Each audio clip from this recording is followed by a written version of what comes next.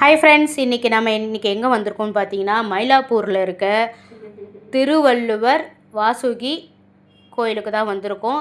புதுசாக புதுப்பிச்சிருக்காங்க. நாளைக்கு காலையில் 9 to 10:30 கரெக்டாக கும்பாபிஷேகம் நடக்குது. நண்பர்களே கலந்துக்கோங்க. இங்கே பாருங்கள், திருவள்ளுவர், ஔவையார், பாண்டிய மன்னர் என்ட்ரன்ஸ் நுழைஞ்சதுமே பொற்றாமரை குளம் இது செட் பண்ணி வச்சுருக்காங்க. அதுக்கு பின்னாடி தோட்டம் மாதிரி ரெடி பண்ணியிருக்காங்க. சும்மா நம்ம வெளியூர் கோயில் மாதிரி ஃபுல்லாக செம்மையாக செஞ்சுருக்காங்க. பாருங்கள். நம்ம திருவள்ளுவர் கோயில் இப்படி பார்க்குறது புதுசாக இருக்குது. பாருங்கள், அங்கே பாருங்களேன் எவ்வளோ சூப்பராக இருக்காங்கன்னு சொல்லிட்டு. ஔவையார் கூட இருக்காங்க. இங்கே பாருங்கள் எப்படி இருக்குது பாருங்கள், கோயில் சூப்பராக இருக்குல்ல.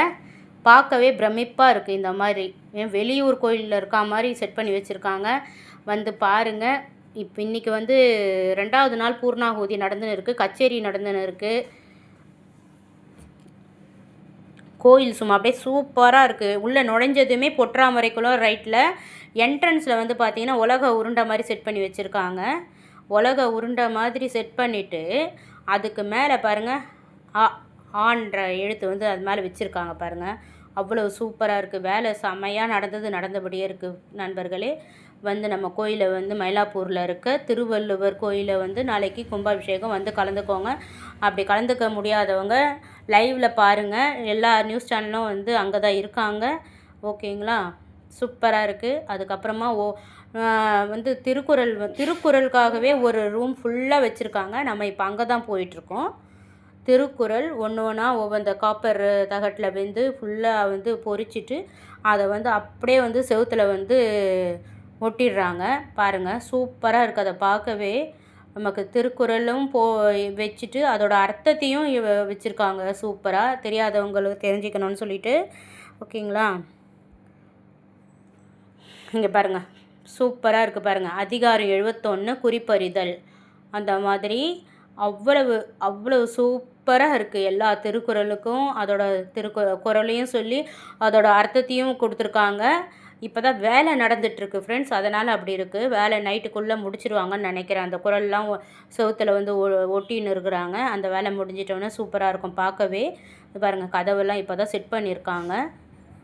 நம்ம வெளியூர் கோயிலில் சூப்பராக பார்க்குற மாதிரி நம்ம ஊர் மயிலாப்பூரில் அவ்வளவு அழகாக வச்சுருக்கிறது சும்மா பார்க்கவே பிரமிப்பாக இருக்குது. இதை பாருங்கள், நமக்காகவே ஒரு குறள் எடுத்து வச்சுருக்கோம். அதிகாரம் 113 காதர் சிறப்பு உரைத்தல்னு சொல்லிட்டு அந்த அதிகாரத்தை எடுத்து ஒட்டுறதுக்காக எடுத்தாங்க. ஆனால் ஒரு ஃபோட்டோ எடுத்துக்கிறேன்னு சொல்லிட்டு எடுத்துக்கிட்டேன் நான். ஓகேங்களா, பாருங்கள், நாளைக்கு காலையில் 9 to 10 கலந்துக்கோங்க ஃப்ரெண்ட்ஸ். ஓகே, நம்ம அந்த கோயில் ஃபுல்லாக தோட்டம் மாதிரி வச்சுருக்காங்க. பொற்றாமரை குளம் ரெடி பண்ணியிருக்காங்க.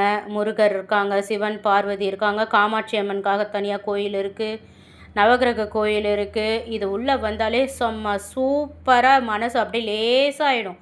எவ்வளவு கவலையோடு வந்தாலும் நம்ம கோயிலில் கால் எடுத்து வச்சோன்னா செம்மையாக மனசே லேசான மாதிரி ஒரு ஃபீலிங் ஆகிடும். வாங்க, நாளைக்கு 9 to 10 கும்பாபிஷேகம் நடக்க போகுது. கலந்துக்கோங்க. எல்லாமே ரைட் சைடில் பொற்றாமரை குளம் இருக்குது. அதுக்கு பக்கத்திலே நமக்கு திருக்குறளுக்காக தனியாக ஒரு ரூம் ஒதுக்கியிருக்காங்க. கச்சேரி நடக்குது, பூர்ணாகுதி நடக்குது, எல்லாமே நடந்துகிட்டே இருக்குது வேலை.